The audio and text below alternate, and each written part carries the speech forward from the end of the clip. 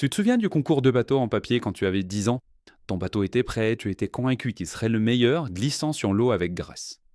Pourtant, il s'est arrêté et a coulé après seulement quelques mètres. Pendant ce temps, le bateau d'Eric a traversé toute la bassine, flottant fièrement. Eric ne révélait jamais ses secrets. Il a gagné la compétition 4 fois de suite. Cette frustration, tu la ressens encore aujourd'hui. Mais il est grand temps de réparer cette injustice. Chez Paperboat Company, tu découvriras les secrets pour construire des bateaux en papier exceptionnels. Ces techniques te permettront de produire des bateaux qui flottent longtemps et voguent rapidement. Pour cela, il faut d'abord comprendre ce qu'est un bateau en papier et comment il flotte et avance. C'est ce que nous allons explorer dans la prochaine partie. Commençons par parler de ce qu'est un bateau en papier. C'est une embarcation flottante fabriquée à partir d'une seule feuille de papier pliée. Il peut être fabriqué à partir de plusieurs types de papier, comme nous allons le découvrir par la suite. Il peut être d'une seule couleur ou décoré avec plusieurs couleurs et autocollants tant que ces éléments ne compromettent pas son équilibre ou sa flottabilité. Il se compose ad minima d'une coque qui garantit sa flottabilité et sa stabilité et d'une voile qui lui permet de se déplacer grâce au vent. Un bateau en papier est conçu pour rester à flot le plus longtemps possible et garder une bonne stabilité et parcourir la plus grande distance. Intéressons-nous maintenant aux principes de physique qui font que ton bateau avance sur l'eau.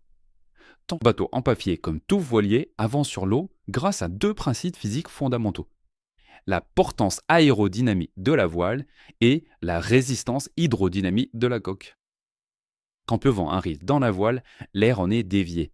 La pression devient plus faible d'un côté que de l'autre. Cela crée une force aérodynamique appelée la portance, comme pour une aile d'avion. Cette portance se matérialise par deux forces, une qui pousse le bateau sur le côté et une qui le tire vers l'avant. La coque, posée sur l'eau, évite le phénomène de dérive et permet au bateau d'avancer plus qu'il le dérive sur un côté.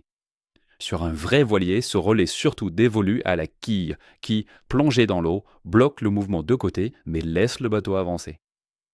Maintenant que tu sais comment ton bateau avance, intéressons-nous au phénomène physique qui permet à ton bateau de flotter. Le principe qui permet à ton bateau de flotter s'appelle tout naturellement la flottabilité. Elle dépend de la densité par rapport à l'eau. C'est le principe d'Archimède que tu as appris à l'école. Pour rappel, quand tu mets un objet dans l'eau, l'eau le pousse vers le haut. Et plus l'objet déplace d'eau, plus cette poussée est forte. C'est pour cela que certains objets flottent et d'autres coulent.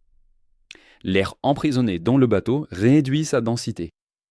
À masse constante du bateau, celle du papier, au plus il contiendra de l'air, au mieux il flottera, car sa densité sera inférieure à celle de l'eau. Bien sûr, le papier absorbe l'eau, mais en pliant soigneusement, tu crées des compartiments d'air étanches.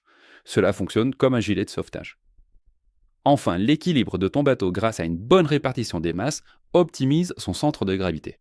Comme tu le verras lors du tutoriel, ceci est rendu possible grâce à une parfaite technique de pliage que nous allons te montrer. Voilà, maintenant que tu maîtrises les concepts fondamentaux qui font que ton bateau flotte longtemps et aille vite, passons maintenant aux 4 bonnes pratiques clés que tu dois adopter lors de sa fabrication. La première bonne pratique est d'adopter le bon matériau de construction. Tu dois sélectionner un matériau qui allie légèreté et résistance à l'eau. Tu peux utiliser du papier d'origami, connu pour sa finesse et sa capacité à conserver les plis. Pour nos bateaux premium, le papier ciré est idéal grâce à sa résistance à l'eau. Ces matériaux garantissent que les bateaux flottent longtemps et rapidement. Partir d'un papier bien calibré, poids et dimensions, te fera gagner du temps. Ici, nos ingénieurs d'études ont testé différents papiers pour trouver la meilleure combinaison. Ainsi, nous maîtrisons les coûts tout en maintenant une qualité optimale. La seconde bonne pratique est liée à la technique de pliage. Plie le papier avec précision pour créer une structure stable et symétrique. Marque chaque pli avec soin pour donner de la solidité au bateau. Utilise les outils fournis comme la règle ou le plioir pour renforcer les plis. Utilise des gabarits pour un pliage symétrique et uniforme. Respecte scrupuleusement les angles pour maintenir l'équilibre. Utilise du ruban adhésif transparent pour renforcer les plis vulnérables. Cela garantit que le bateau conserve sa forme dans l'eau. Comme une couture précise, chaque pli doit éviter tout déséquilibre. La troisième bonne pratique consiste à garantir la présence constante de la bonne quantité d'air dans le bateau. Pour cela, notre équipe de recherche et développement a conçu un design unique avec des bords relevés selon un angle spécifique pour emprisonner un maximum d'air dans la coque. En complément, le choix d'un papier léger mais rigide favorise aussi le fait d'emprisonner de l'air. Parmi nos secrets, il y a également le fait d'appliquer du ruban adhésif sous le fond pour éviter l'absorption d'eau, mais aussi minimiser la perte d'air par le fond de la coque. Lors de la mise à l'eau, nous recommandons une technique avancée pour placer le bateau délicatement sur l'eau en évitant les éclaboussures. Enfin, en option, nous proposons une ficelle à attacher sur la coque pour contrôler le bateau. Enfin, la dernière bonne pratique indispensable chez Paperboat Company est de valider les performances de nos bateaux par une mise en situation réelle. Après fabrication, teste le bateau pour vérifier sa flottabilité et sa vitesse. Utilise un récipient d'eau pour voir s'il flotte correctement. Souffle doucement pour évaluer sa capacité à se déplacer. Vérifie qu'il conserve sa forme et ne se désintègre pas. Ce processus permet d'identifier et de corriger les défauts. Chaque bateau doit flotter longtemps et se dépasser rapidement. C'est l'engagement de notre marque. Avant de nous quitter, résumons ensemble ce qui est important. Un bateau en papier chez Paperboat Company est une embarcation réalisée à partir d'une feuille de papier pliée et qui navigue fièrement sur une étendue d'eau calme.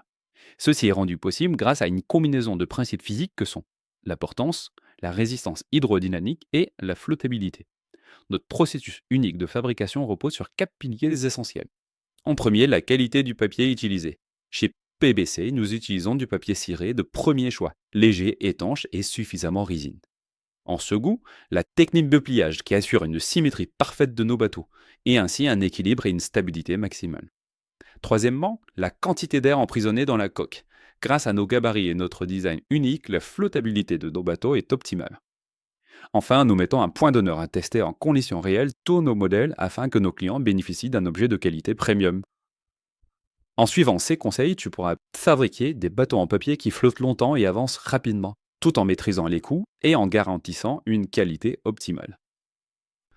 Voilà, cette vidéo est maintenant terminée. Discute avec ton responsable qualité pour identifier les erreurs courantes dans la fabrication. Cela t'aidera à améliorer la production. Rends-toi aussi au banc de test. Observe tes bateaux voguer sur l'eau. C'est une belle occasion de voir le résultat de ton travail.